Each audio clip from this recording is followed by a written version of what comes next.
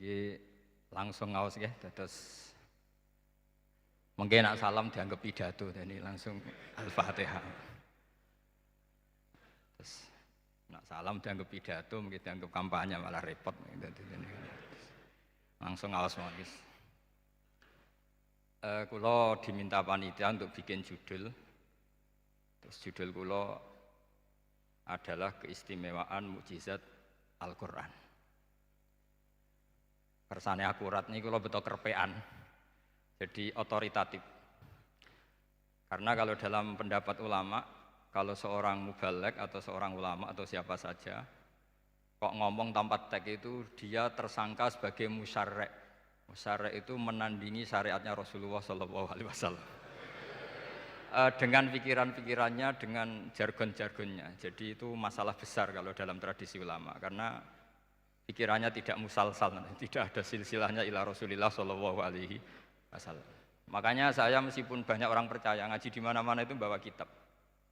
Satu ya tadi niat ngerpek tadi supaya saya dulu masih ingat zaman di sarang itu kalau tes itu banyak yang bawa kitab. Ketika ditanya, ini namanya ngerpek? Enggak Pak, mutolaah itu tanpa batas. Jadi mutolaah itu kapan saja. Yang agak kriminal itu kasus ujian nasional. Itu ada seorang guru SD. Ini kisah nyata, ingin membocorkan ujian apa? Nasional. Itu kan jelas kriminal itu. Si guru SD tadi berdalih gini, wong ujiannya mungkar nakir saja dibocorkan, apalagi ini ujian negara. Karena semua kiai itu kan mengajari kita marrobuka waman nabi. Itu kan mengecewakan mungkar nakir, artinya kan membocorkan ujian. Singkat cerita kiai tadi itu, guru tadi, kalau nggak percaya tanya Gus Bah. Akhirnya rombongan guru SD tanya ke saya, apa betul Gus ujian boleh dibocorkan? Analoginya kiai-kiai bocorkan ujiannya siapa? Mungkar nakir. Karena saya ya NKRI harga mati, saya bilang tertawa-tawa toh. Kalau saya jawab nggak kriminal dimarahin polisi. Kalau saya jawab kriminal, analoginya dengan mungkar nakir memang yang membocorkan itu apa? Nggak usah diteruskan, kalau saya bilang boleh nanti jadi kriminal. Dan agama ini adalah analogi itu kias. Sehingga saya di sini insya Allah serius sekali membawa makalah mukjizatnya Quran. Kenapa demikian? Memang saya merasakan dan semua yang hadir di sini pasti merasakan bahwa mukjizatnya Quran itu luar biasa. Sehingga kita satu-satunya umat yang enggak ditunggui Rasul, tapi kualitas iman kita insya Allah menyamai periode-periode sahabatnya Rasulullah SAW. Tapi syaratnya tadi ya, dengan pikiran yang sama, dengan teks yang sama, dengan rasa yang sama, dengan kejiwaan yang sama. Caranya gimana supaya sama? Kita harus terus membaca teks. Teks itu mengingatkan kita. Misalnya begini, yang dikatakan mukjizat itu kan sesuatu dahsyat yang dalam nalar manusia itu enggak mungkin terjadi. Misalnya ontanya Nabi Soleh keluar dari batu besar, itu kan satu peristiwa yang akal manusia tidak sampai. Begitu juga tongkatnya Nabi Musa membelah Laut Merah, yang akal manusia itu tidak sampai. Tapi pikiran itu menurut mazhab kita yang waras ini, saya ulang lagi, kita yang waras itu pikiran kriminal, itu salah. Saya ulang lagi ya, kita semua kan umatnya Rasulullah SAW. Semoga benar-benar umatnya Nabi, bukan Islam yang kumat. Karena orang Islam itu pilihannya hanya dua, kalau nggak bersatu umat Islam ya Islam yang kumat. Kumat itu agak gitu, namanya kumat dalam bahasa Jawa. Begini, saya ulang lagi ya. Yang dikatakan mukjizat itu amrun khariqun lil adat. Sesuatu yang luar biasa, kemudian dalam tanda kutip yang manusia itu tidak mampu. Sehingga itu dikatakan mukjizat, seperti tongkatnya Nabi Musa dan untanya Nabi Nuh yang keluar dari batu apa? Besar. Kalau kalian ingin jadi wali, pikiran seperti itu udah akan jadi wali. Gagal itu di KPU gagal. Itu. Jadi nggak usah sampai MK, di KPU sudah gagal. Kenapa demikian? Pertanyaannya begini. Memangnya sesuatu yang wajar kita lihat keseharian itu dalam kemampuan manusia. Saya ulang lagi, memangnya sesuatu yang biasa saja, yang normal saja itu dalam kemampuan manusia? Enggak juga kan. Manusia bisa enggak bikin unta? Yang wajar saja, yang lewat indukan, bisa enggak? Enggak kan? Manusia bisa bikin laut enggak? Enggak kan? Jadi kalau mukjizat itu dengan definisi sesuatu yang manusia tidak mampu, memangnya keseharian alam ini manusia mampu? Enggak juga kan? Nah, karena agama Islam dengan logika itu, Rasulullah Shallallahu Alaihi Wasallam menolak mukjizat yang seperti itu, ya menolak mukjizat yang seperti itu. Makanya saya bilang pikiran pertama tadi itu kriminal, karena itu ditolak oleh Rasulullah Shallallahu Alaihi Wasallam. Karena ya itu tadi, kalau itu dituruti, lama-lama kita tidak tahu kedahsyatan ciptaan Allah keseharian. Makanya ketika Rasulullah diminta laula utiya mislama utiya Musa, ya Muhammad itu punya mukjizat kayak tongkat Nabi Musa. Kasolihin Nuh, kasolihi soleh. Apa karena koti apa? Soleh. Sebagaimana untanya Nabi Soleh. Apa jawabnya Allah? Wa ma min dabatin fil ardi wala ta'iri yatiru bi janahihi illa umamun amsalu. Sebagian dijawab inna fi khalqis samawati wal ardi wa ikhtilafil laili wan nahar sampai saat terusnya wa tasrifir riyah saat terusnya la ayatil liqaumi yaqilun. Karena logika yang terbangun begini, dan ini saya ulang lagi, ini syarat utama jadi wali. Ini masih satu poin. Nanti ACC-nya nunggu ketua-ketuanya. Tapi kamu jangan bayangkan wali itu kayak Sunan Kudus tunda. Jadi kalau kamu jadi wali itu maknanya kullu mukminin waliyullah itu diikhyakan banyak. Setiap mukmin itu walinya Allah. Tapi maknanya gini, waliyullahi wong sing disakeni Allah. Itu jadi enggak usah dimaknani kekasih Allah. Ya.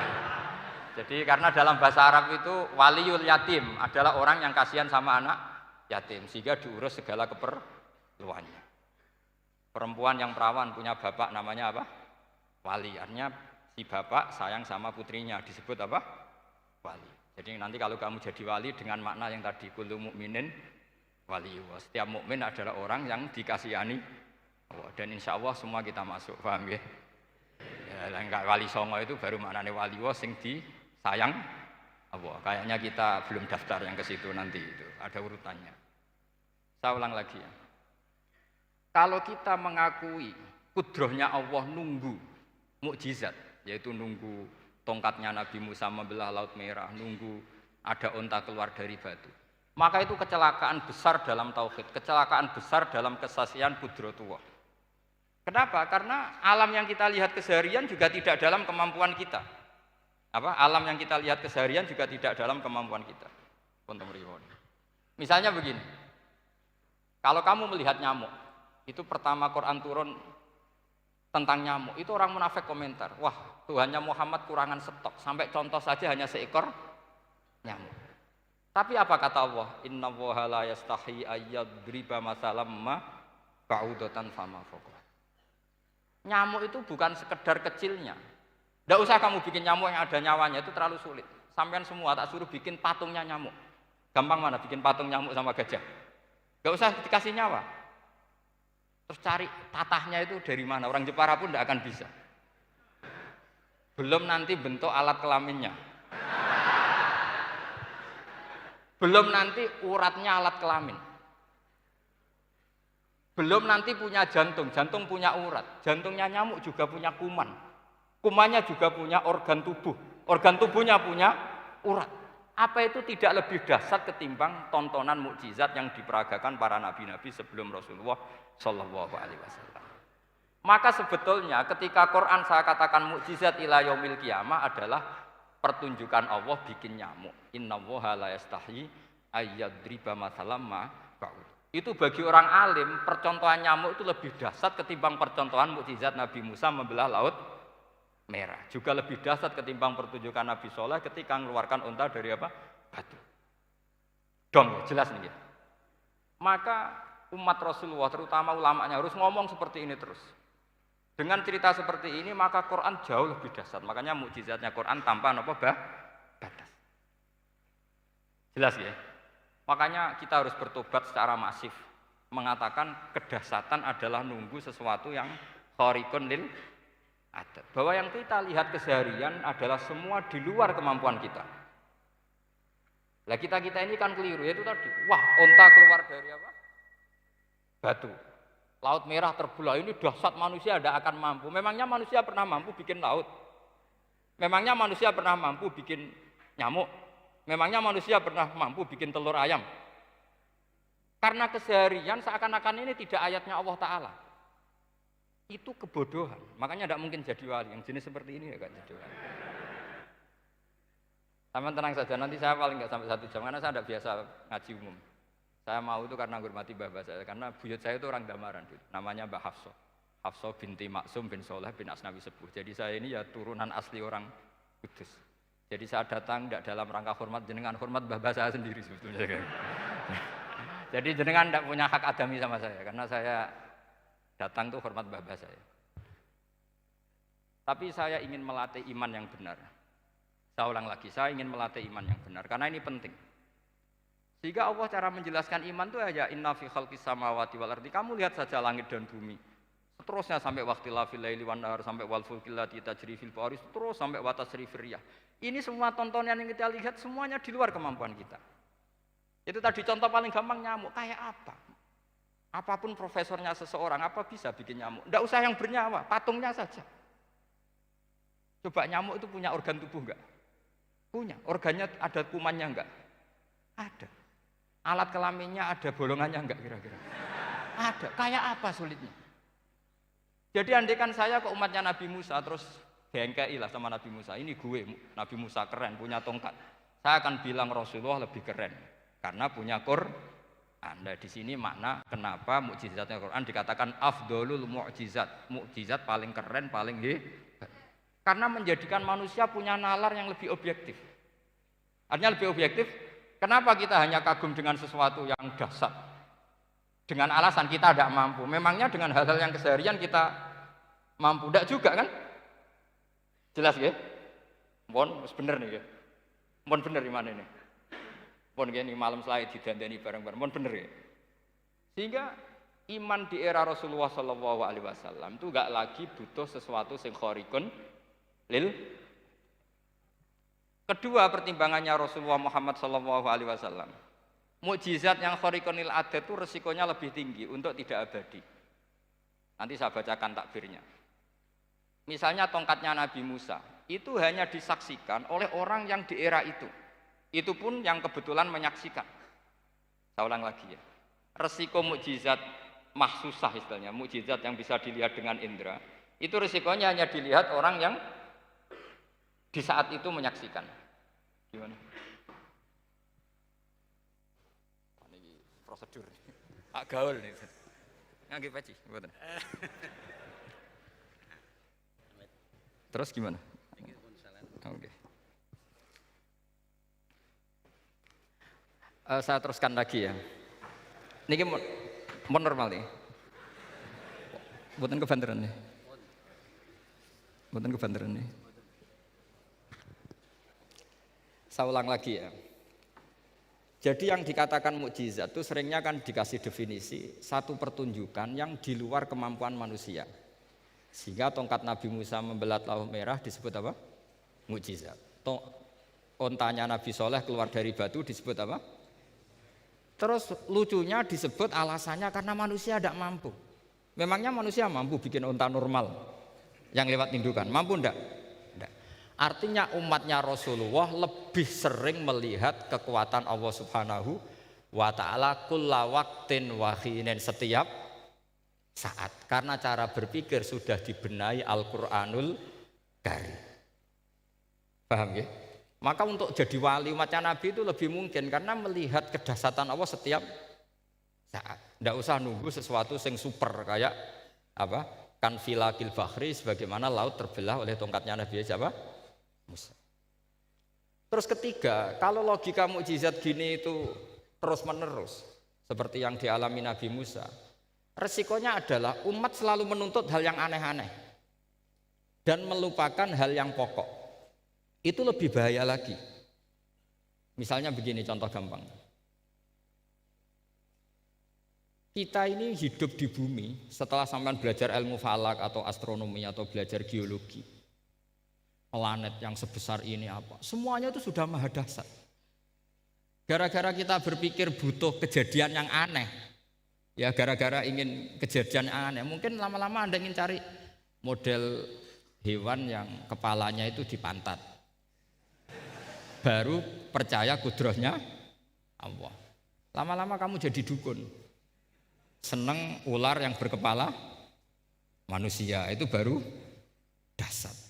Nanti menjadi klinik. Makanya kritiknya ulama, mukjizat itu tidak perlu dituruti. Karena kalau dituruti itu bahaya bagi kelangsungan kenormalan kita. Makanya kata Abdul Hamid Khan, termasuk kitab yang saya kagumi, kata beliau begini, yang menjadikan orang kafir adalah dia nganggep kudrohnya Allah Ta'ala itu bergantung sesuatu yang dasar. Dia nggak sadar bahwa keseharian dalam hidupnya semuanya pertunjukan kudrohnya Allah Subhanahu wa Ta'ala. Kayak tadi, saya contohkan nyamuk tadi. Inna woha la yastahi ayyadriba masalam ma. Terusannya ba'udotan fama fokwa. Kayak apa susahnya bikin nyamuk? Sudah kecil, punya alat kelamin, punya organ, punya urat. Lalu dalam tubuhnya juga ada kuman, kumannya juga berorgan. Kebayang nggak Anda bikin seperti itu? Enggak. Dasar mana dengan tongkatnya Nabi Musa? Sama-sama berstatus kita tidak mampu sama sekali. Dasar mana? Sama kan? Nah, itu yang diinginkan Rasulullah Shallallahu Alaihi Wasallam, dan Al-Quran menggiring kita cara berpikir begitu terus. Sehingga Quran cukup menghentikan wa ma min dabbatin fil ardi wala ta'iri yatiru bi janahaihi illa umamun amsalukum. Sebetulnya burung yang setiap hari terbang, yang setiap hari lewat Anda, itu semuanya bukti kekuasaan Allah Subhanahu wa Ta'ala. Tidak usah nunggu kejadian-kejadian super dahsyat. Terus keempat, korbannya para kiai, termasuk saya. Jadi nanti kalau saya tidak bisa haji terbang, wah tidak kiai, tidak bisa terbang. Tidak bisa kayak Harry and Potter misalnya gitu, tidak bisa kayak Harry. Jadi nanti kiai juga dituntut gitu, bisa terbang kayak Aladin. Jadi nanti repot. Semua kebenaran agama bergantung pimpinannya ini punya kedasatan itu. Akhirnya celakanya apa? Ada orang yang pura-pura dasar tapi penipu, kayak kasusnya Dimas Kanjeng. Oh nggih. Mboten apa-apa, sing penting ini lancar mon. Nggih.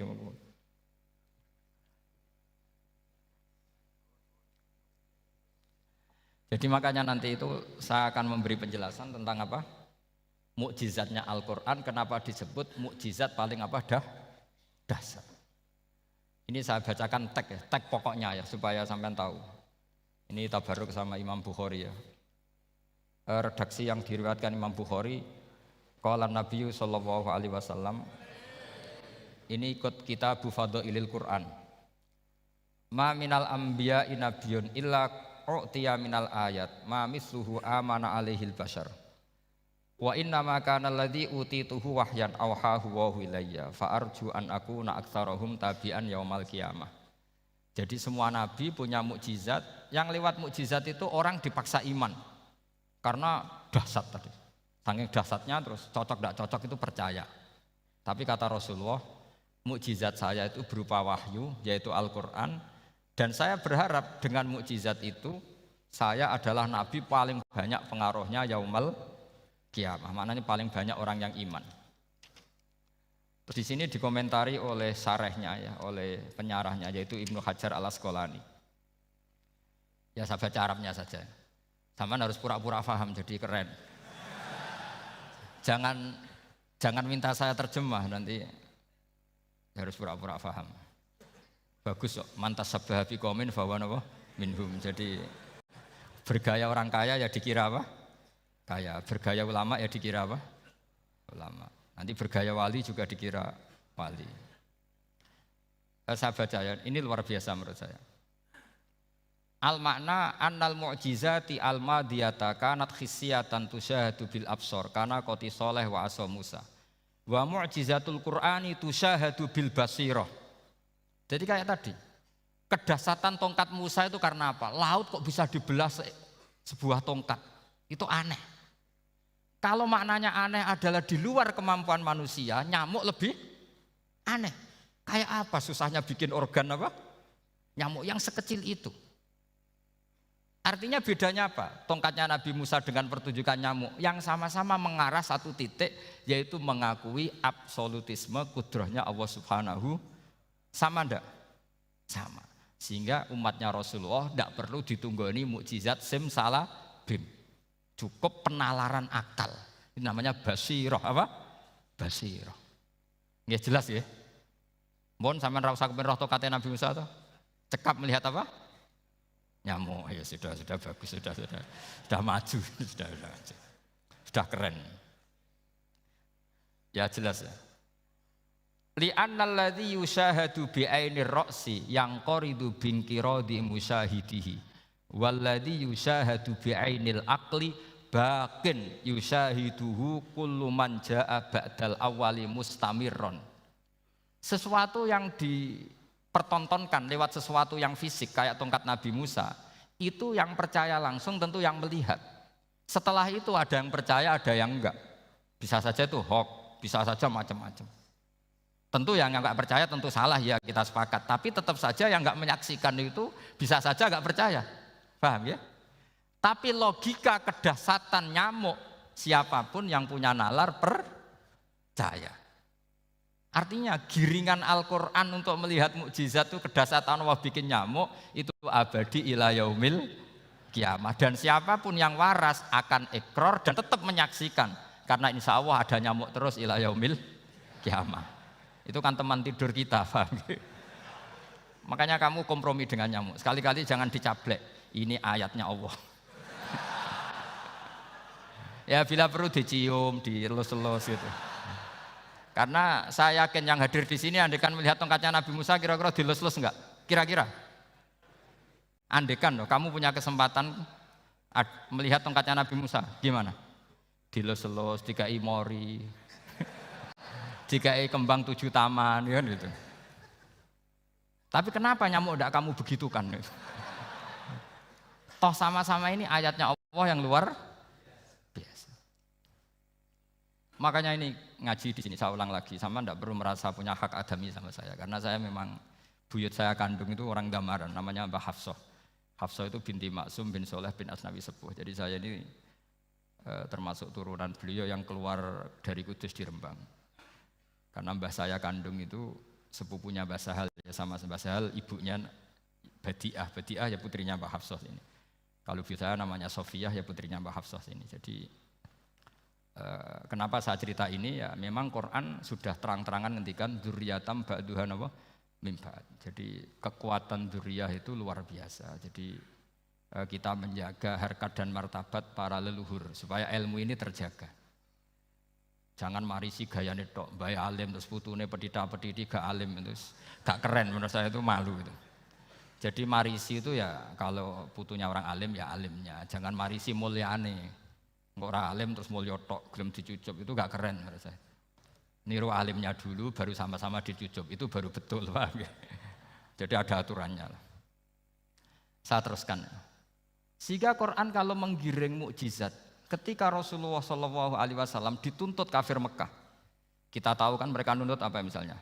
Lan nu'mina laka hatta tafjura lana minal ardi napa yam bu'a au takuna laka jannatum min nakhili wa inabin fatufajjiral anhara khilalaha napa tafsira au tusqitas samaa kama zamta alaina kisafan au ta'tiya billahi wal malaikati qabila au yakuna laka baitum min zuhrufin au tarqa sama. Masih mereka bilang gini, walan nu'mina liruqiyika hatta tunzila alaina kitaban naqra'u. Mereka nuntut tuh, Muhammad saya percaya kamu Rasul, tapi syaratnya Mekah yang tandus sulap, jadi kota yang subur makmur, menjadi jannat subur makmur. Atau begini saja Muhammad, kalau kamu gelo sama saya mangkel karena kita ada iman, turunkan saja azab, kisafam minas sama, turunkan saja azab. Atau begini Muhammad, kamu kan bilang utusan Allah, kamu datang saja bersama Allah digandeng gitu. Digandeng, terus sama Allah diangkat tangan kamu, dimaklumatkan kalau kamu Rasulnya.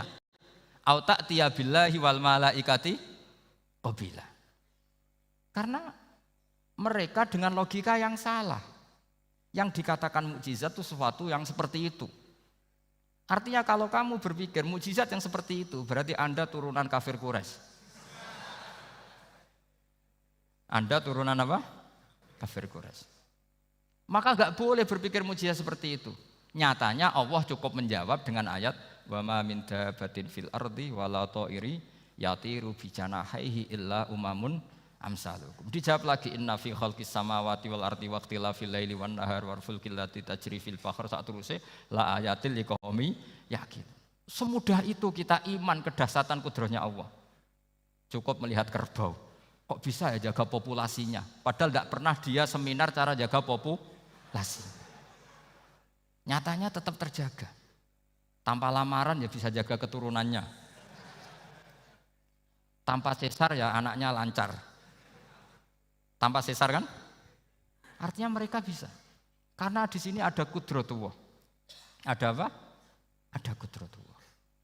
Nah, kalau iman seperti itu Anda baru betul. Yaitu yang disebut Allah ya tanazzalul amru bainahunna li ta'lamu annallaha ala kulli syai'in qadir wa annallaha qad ahata bi kulli syai'in ilma. Semua urusan di alam raya ini hanya Allah ingin mempertontonkan bahwa saya kuasa.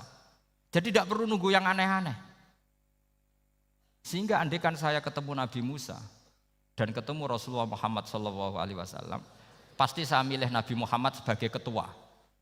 Karena Nabi Muhammad yang bikin sarana iman dengan sarana yang seluas-luasnya dan sarana ini tidak habis dan ada di mana saja, yaitu sarana ikrar bahwa Allah kudroh dan kudrohnya tanpa batas. Nabi bikin sarana apa saja, melihat langit, bumi, lautan, nyamuk, hewan, semuanya sarana untuk ikrar kudrohnya Allah Subhanahu wa ta'ala. Sementara Nabi Musa mempertontonkan hanya nunggu mukjizat sing khariqun lil adat. Paham ya? Makanya wajar kalau Nabi bergelar Afdolul Ambiya Sayyidul Awwalin wal Akhirin. Karena memang lebih efektif cara menggiring supaya orang iman. Sekarang sudah tahu kenapa Nabi jadi Sayyidul Awwalin wal Akhirin? Sudah ya? Mungkin kemarin-kemarin tahu tapi gak tahu logikanya. Pokok iman. Selewat ke musola ngaji iman. Itu iman yang kurang betul itu karena tanpa nadzor. Itu namanya taklid yang statusnya mukhtalaf alaih, masih disidangkan di MK, paham ya? Iman. Jadi iman taklid itu iman yang masih disidangkan oleh para ulama. Ada hakim yang bilang sah, ada hakim bilang tidak sah. Tanya anak-anak Qudsiyah. Imanul muqallid itu mukhtalaf alaih apa mujma' alaih? Mukhtalaf alaih. Kalau imanu ahli nadzar mujma' alaih. Insyaallah barokahnya ngaji ini semuanya min ahli nadzar, apa? Min ahlin, jangan amin sudah jadi ini sudah jadi ini. Kalau amin kan masih berdoa, bisa makbul bisa ndak boleh iman kok. Ayo iman kepada Allah dan Rasul, amin ndak boleh. Sesuatu yang pasti ndak boleh diamini, itu kan jadi kacau nanti. Harus bilang apa? Sami'na wa ta'na. Nanti lama-lama kamu disuruh Allah, ayo sholat, amin. Ndak boleh, jadi amin itu ada itu. Ada aturannya. Tapi bukan berarti saya nyalahkan jenengan enggak. Ya memang salah gitu. Jadi kan. Ya saya memang statusnya salah. Ya saya ulang lagi ya. Berarti Rasulullah adalah Rasul yang sukses membuat sarana orang kembali ke Allah, mengakui kudrohnya Allah dengan sarana apa saja. Melihat rumput, melihat hewan, dan hewan itu ya apa saja. Gabah itu apa saja.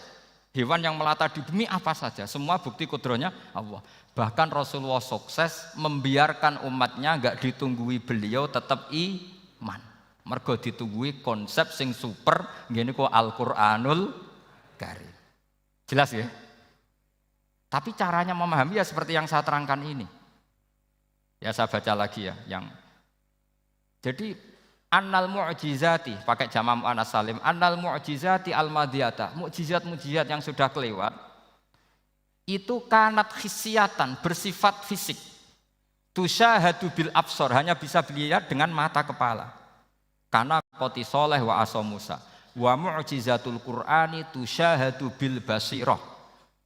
Sementara mukjizatnya Quran disaksikan dengan mata hati dan setiap orang punya mata hati. Fayakunu man yattabi'uhu li ajliha aksar. Li annal ladzi yusyahadu bi ainir ra'si yang qaridu bingkiradi musyahidihi. Walladzi yusyahadu bi ainil aqli baqin yusyahiduhu kullu man jaa ba'dal awal mustamirron. Sesuatu yang dilihat dengan mata kepala, setelah para saksi ini meninggal, maka setelahnya mencari-cari, bisa percaya, bisa enggak. Tapi mukjizat yang disaksikan mata hati, siapapun percaya dan sampai ila yaumil kiamah. Dan tentu Quran lebih unggul dalam hal ini. Dan insya Allah kita semua adalah ahli Quran. Yaitu harus punya kesimpulan falamma tabayyana lahu qala a'lamu annallaha ala kulli syai'in qadir. Sebagian ayat wa li ta'lamu annallaha ala kulli syai'in qadir wa annallaha qad ahata bi kulli syai'in ilma. Itu kenapa mukjizat Al-Qur'an dasar. Itu yang gampang-gampang ya, melihat nyamuk, unta, kerbau itu yang gampang. Anda tak naikkan kelas sedikit menjadi agak ilmiah. Misalnya begini, kamu ahli falak. Misalnya kamu ahli falak. Misalnya kayak Batu Rehan ya. Itu pasti tahu kalau matahari dan rembulan dibikin Allah itu asyamsu wal qamaru bi husban. Bahwa matahari dan rembulan dibikin ini untuk hisab. Walladzi ja'ala syamsa diya'a wal qamara nuran wa qaddarahu manazila li ta'lamu 'adadas sinina wal hisab. Sehingga ketika ternyata betul Samsiyah bisa dihitung menjadi tahun Samsiyah yang oleh bahasa milenial disebut Masihiyah. Sayyidina Umar agak tersinggung. Sebetulnya yang namanya hisab itu tidak ada hubungannya dengan Masehi dan Hijriyah, itu enggak ada. Semua berdasar matahari atau apa? Rembulan. Lah sialnya yang Samsiyah ini oleh bahasa internasional disebut apa? Masihiyah. Makanya Sayyidina Umar marah. Terus bilang, ya sudah kalau gitu Qamariyah bikin apa? Hijriyah. Jadi itu sebenarnya nama politik. Sebetulnya kalau objektif yang jadi ukuran ya Samsiyah sama Qamariyah. Berhubung ini sudah diambil tetangga, partai sebelah, akhirnya ya kira-kira gitu. Jadi kira-kira seperti itu. Akhirnya kita namanya apa? Hijriyah. Apa Samsiyah sama apa? Hijriyah. Sebetulnya yang asli ya Samsiyah, Qamariyah. Tapi nggak apa-apa lah. Dunia itu mesti ada politiknya. Lah yang repot orang-orang fanatik hukum pakai bahasa nasional, itu repot. Jadi misalnya kematian Yesus Kristus, itu mesti Batu Rehan kan nggak percaya. Akhirnya ditambahi kematian Sibeh. Karena kalau bilang iya kan percaya. Makanya ditambahi apa? Sibeh. Karena menurut orang Islam berkeyakinan Nabi Isa itu nggak terbunuh, maka ditambahi apa? Sibeh. Saya dulu pernah usul, karena beliau itu kalau manggil bahasa itu bude, jadi saya pernah sowan usul. Mbak ditulis gini saja, Mbak. Kematian Yesus dalam kurung katanya. Tapi mungkin terlalu vulgar ya, jadi akhirnya dibikin apa? Sibeh ya. Di kalender Kudus kan apa? Sibeh ya, ditambahi Sibeh. Ya nggak apa-apa lah, yang penting keyakinannya masih benar gitu. Jadi masih benar. Kalau usulan saya terlalu ekstrim, masa dikasih apa? Katanya. Ya karena memang begitu kan, kita berkeyakinan Nabi Isa itu nggak terbunuh. Wa ma qataluhu wa ma sholabuhu walakin syubbihalahu. Jadi ini saya teruskan, ini paling masih seperempat jam ini. Kalau kelamaan sampai dolim itu ganggu kiai lama-lama. Gitu. Saya tadi sudah bilang sama panitia, orang Indonesia itu nggak sopan. Kalau suka kiai itu didatangkan, itu agak masalah sebetulnya. Dalam etika itu masalah. Kalau seneng kiai ya sowan ngaji, jangan sowan di dalam, itu ganggu ya, sowan ngaji saja. Dulu Imam Malik itu anaknya raja itu, Imam Malik itu seangkatan dengan Harun Ar-Rasyid. Makanya jangan berharap kalau saya gampang diundang. Bukan karena saya sombong, memang etikanya seperti itu. Jadi Imam Malik diminta datang ke istana untuk ngajar anak-anaknya Harun apa? Ar-Rasyid. Masyhur Imam Malik tersinggung terus kata bilang, al ilmu yu'ta la ya'ti. Ilmu itu disowani bukan sowan. Akhirnya Harun Ar-Rasyid minta anak-anaknya datang ngaji ke Imam Malik. Itu anak presiden. Imam Malik berani, al ilmu yu'ta la ya'ti. Tapi kalian beruntung karena saya hormat sama mbah-mbah saya di sini. Wong makom buyut saya itu ya berarti apa ya? selatannya makamnya Sayyid Ja'far Shadiq itu. Di situ kan ada makamnya Mbah Soleh, Mbah Maksum, itu mbah saya. Makanya dulu saya ngaji di sini lama di Damaran itu. Maksudnya lama itu ya mungkin setahun.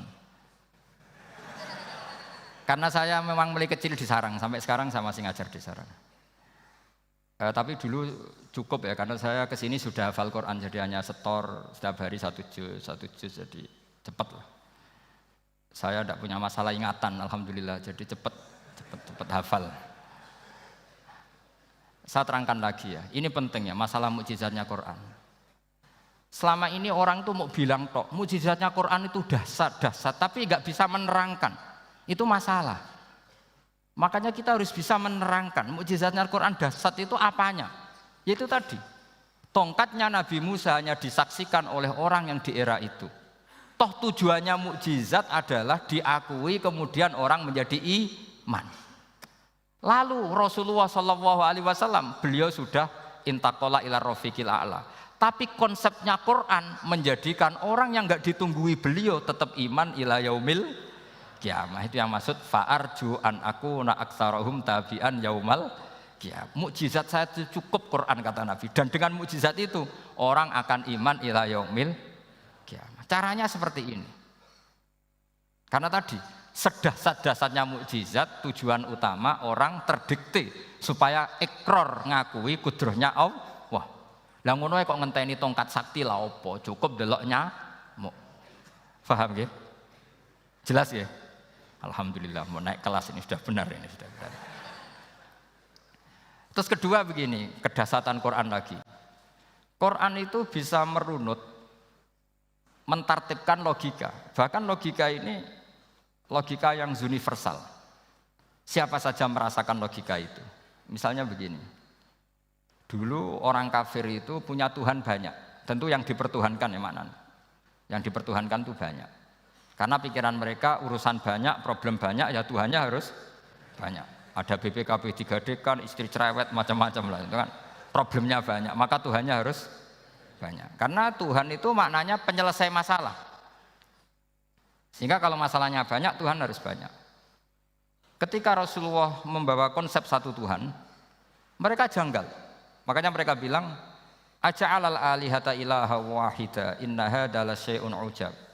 Masa Tuhan satu? Ini aneh, nggak bisa. Tuhan harus banyak, karena masalah kita banyak. Itu terpatri, di otak mereka terpatri. Lalu Nabi dengan santai diajari Allah menerangkan. Andaikan kalian punya majikan banyak dan perintahnya beda-beda, kamu suka enggak? Ya enggak suka, Mat, enggak enak. Punya majikan banyak itu udah enak. Milih mana majikan banyak sama satu? Satu aja, Mat. Tuhan kamu adalah majikan kamu. Kalau banyak kamu bingung. Ya Mat, satu aja Mat. Itu segampang itu. Jadi menggiring, Tuhan itu kan bos kita, tuan kita. Kalau banyak berarti yang memerintah kita banyak. Dan bisa konflik bos-bos kita ini karena berebut anak buah tadi. Akhirnya mereka, kalau kamu punya majikan banyak dan perintahnya beda-beda, semuanya minta dilayani. Kamu pusing enggak? Ya pusing, Mat. Minta mana? Majikan banyak sama satu? Satu saja Muhammad. Ya Tuhan kamu adalah atasan kamu, maka harus satu. Mereka paham, oke Mat, Tuhan satu. Itu yang dimaksud dorobawaw matalar rojulan fihi syuraka umutasyakisuna wa rojulan salamal lirojul hal yastawiyani masalah. Langsung alhamdulillah. Karena mereka yang paling bodoh pun paham, dengan logika itu paham. Kalau Tuhan banyak, perintahnya banyak, kita repot. Maka Allah bikin satu masalan, yaitu rojulan fihi syuraka umutasyakisuna wa rojulan salamal dirojul. Satu lelaki, satu bos, satu perintah. Kayak apa mudahnya Allah. Kemudian mereka tetap menuhankan Lata, Hubal, dan Uzza. Karena mereka dipertuhankan. Sebenarnya enggak pernah Tuhan, tapi dipertuhankan. Allah memberi contoh itu sederhana sekali. Wa daraballahu mathalar rajulaini ahaduhuma abkam. La yaqdiru ala syai'in wa huwa kallun ala maulah aina ma yuwajjihu la ya'ti bi khair hal yastawi huwa may ya'muru bil adl. Kata Rasulullah, Lata itu menurut kamu apa? Ya Tuhan kami. Muhammad. Hubal ya Tuhan kami. Uzzah ya Tuhan kami. Lalu kalau mereka kotor ya saya mandikan. Kalau hidungnya coplok, ya saya tata. Terus kata Rasulullah begini, kamu mau enggak punya budak atau pembantu yang buta, tuli, bisu? Kamu mau enggak punya pembantu? Pembantu loh ya, pembantu itu budak zaman dulu. Kamu mau enggak punya pembantu yang buta, yang tuli, yang bisu? Wah gak doyan, Mat. Nggo apa pembantu ngono iku? Lah pembantu saja kamu enggak mau yang gitu kok malah punya bos begitu? Orang yang tuli, yang bisu, yang kopok, jadi pembantu saja nggak layak kok malah jadi pangeran. Paham ya? Arca dan berhala itu kan nggak bisa apa-apa. Kamu mau gaji ngasih THR pembantu yang kopok, bisu, picek, mau? Wong jadi pembantu saja nggak sah kok mau jadi apa? Tuhan atau jadi majikan.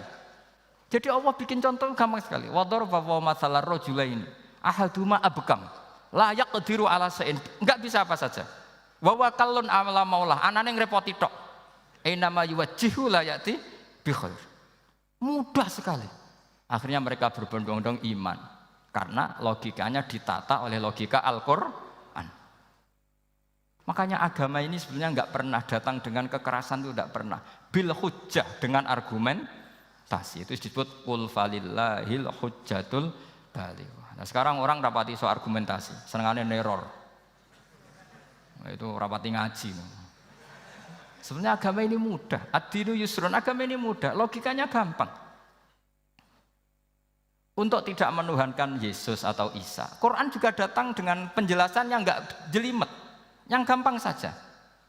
Kata Allah, mal masihu ibnu maryam illa rasul qad khalas min qablihir rusul wa ummuhu siddiqah kana yakulanit. Kok arani pangeran piye? Nek ramangan ya lesu.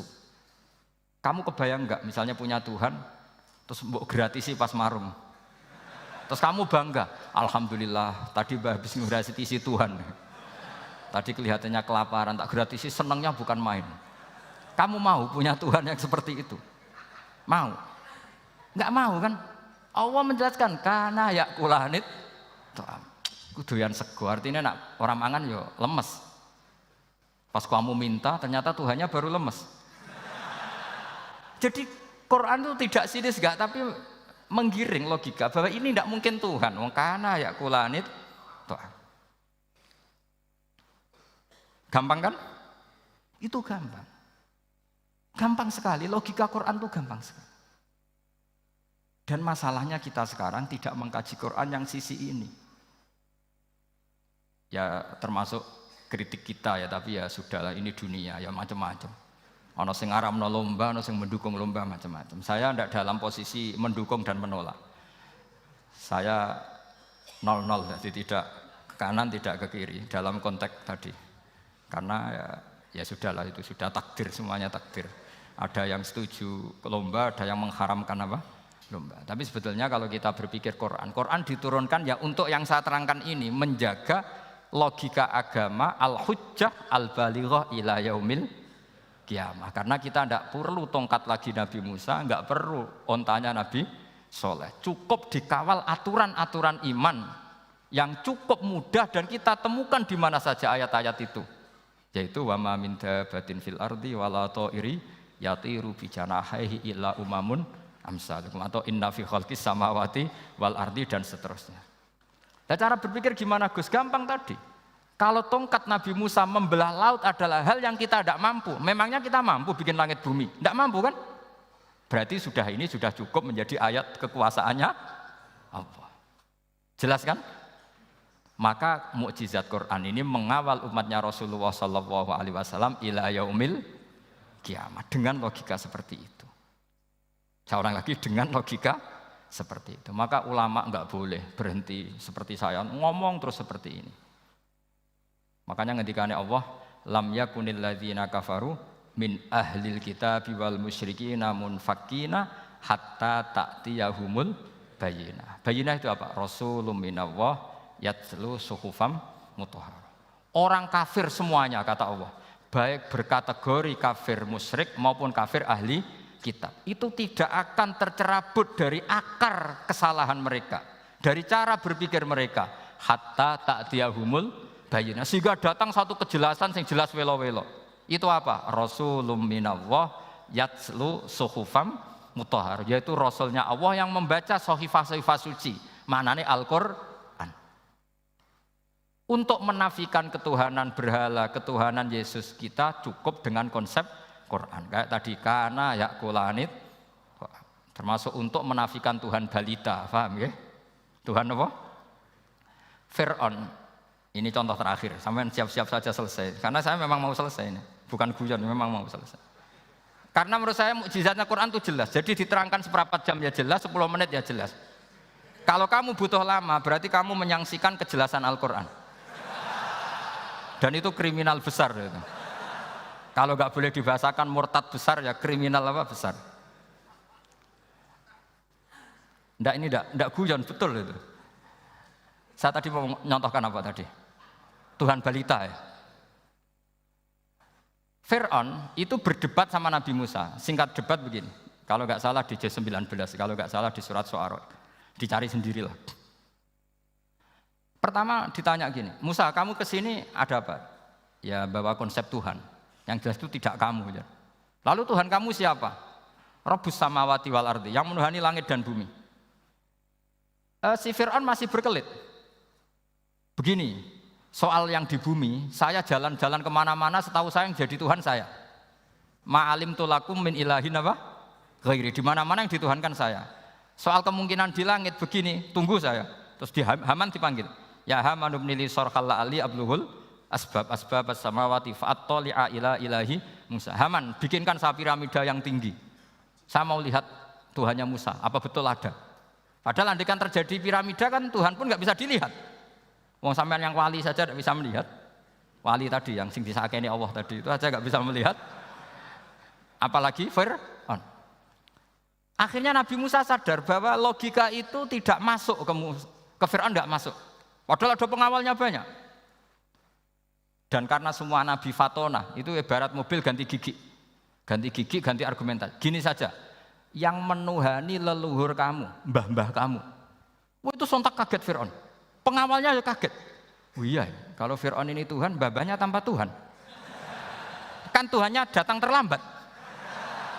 Berarti babanya dulu itu tanpa Tuhan, karena ini ada Tuhan balita itu ada itu. Akhirnya hampir separuh, mungkin hampir semua pengawalnya Fir'aun itu iman semua. Meskipun yaktumu imanahu, ini yang diceritakan Quran, wa qala rajulun mu'minun min ali fir'auna yaktumu iman. Karena runtuh, semua logika Fir'aun sebagai Tuhan itu runtuh. Hanya dengan logika, kalau kamu Tuhan, lalu babah kamu Tuhannya siapa? Fir'aun mangkel. Wah bahaya logika Musa, tangkap Musa, udah gak debat lagi. Kayak apa mudahnya logika Quran untuk menafikan ketidaktuhanan Fir'aun. Yaitu mengatakan Rabbukum wa Rabbu abaikumul awwali. Karena dikatakan Tuhan langit, Fir'aun masih berkelit. Nanti dulu saya mau bikin piramida, mau saya lihat ada enggak Tuhan kamu. Nabi Musa langsung genti gigi yang nuhani mbah-mbah kamu. Orang kan berpikir, ini kalau Tuhan betul, lalu orang-orang dulu Tuhannya siapa? Kan Tuhannya datang terlambat. Nah itu lagi-lagi, dan kita baca Quran itu ila yaumil kiamah. Makanya tidak ada umatnya Rasulullah SAW, kemudian imannya itu ada syak, nggak ada sama sekali. Karena dzalikal kitabu la raiba fihi mir rabbil alamin. Ya, mohon cekap ya. Mumpun gampang nih. Masalah sama kalau masalah. Jadi karena kebenaran Quran itu adhar wa adhar, sangat jelas. Sehingga nggak perlu butuh orasinya saya. Sebenarnya nggak perlu. Saya yakin, sampean sebelum saya terangkan ya sudah iman, sudah betul. Ini kan akal-akalan saja saya dimanfaatkan. Karena ya menurut saya itu ya sudah adharu min samsi dhahira kalau dalam bahasa Arab. Kebenaran sejati itu lebih jelas ketimbang matahari di siang hari. Karena ya tadi logika. Ya saya tambah satu contoh lagi, semoga ini selesai betul. Kemudian Quran misalnya gini, sampean tak bedai. Kamu bisa melihat itu karena apa? Ini misalnya apa? Kertas yang saya bawa ini kan kuning. Kamu bisa melihat itu karena apa? Mata kan? Nah itu masalah. Karena melihat kamu dengan mata, sekali ini tak tutupi, kamu tidak tahu. Atau kamu jauh menjadi tidak tahu. Karena mata bisa terhalangi oleh jauh atau tertutupi. Beda dengan Allah. Allah itu kalau merumuskan tahu itu bukan karena melihat, karena menciptakan. Makanya Allah bilang, ala ya'lamu man khalaqa. Apakah tidak tahu orang yang membuat? Misalnya ini, kertas ini kuning. Sama saya tak tutup begini. Kemudian kitab ini tak tinggal, saya datang ke Jakarta. Saya tetap tahu enggak kalau dalam ini ada kertas kuning? Tahu, karena saya yang menciptakan. Paham ya? Kamu bangun satu bangunan, di dalamnya ada besi ukuran sekian. Di situ kamu menyimpan emas setengah kilo. Setelah kamu pergi kemana-mana masih tahu enggak? Tahu, karena kamu yang menciptakan. Sehingga ketika kita janggal, masa Allah pirsa semua alam ini? Logikanya gampang, masa yang bikin tidak tahu? Makanya Allah bilang, ala ya'lamu man khalaqa. Paham ya? Jadi gampang sekali, mukjizatnya Quran itu gampang sekali. Nararo kebangetan gitu. Ampun nggih, Al-Fatihah. A'udzubillahi minasyaitonir rajim. Bismillahirrahmanirrahim. Alhamdulillahirabbil alamin arrahmanir rahim. Iyyaka na'budu wa iyyaka nasta'in. Ihdinas siratal mustaqim. Shiratal ladzina an'amta 'alaihim ghairil maghdubi 'alaihim waladdallin.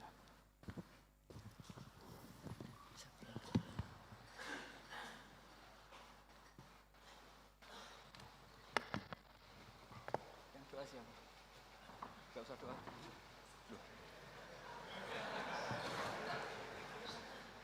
Kalau doa itu sunatnya khufyah, rahasia, jadi tidak bisa mic. Bismillahirrahmanirrahim. Wa ala alihi washabbihi wa baraka sallam. Wa ma ja'alna mutahaddina fika mutanasina mutanasina fika mutabayyina. Waj'alna ya Allah ma yaqumu biha ya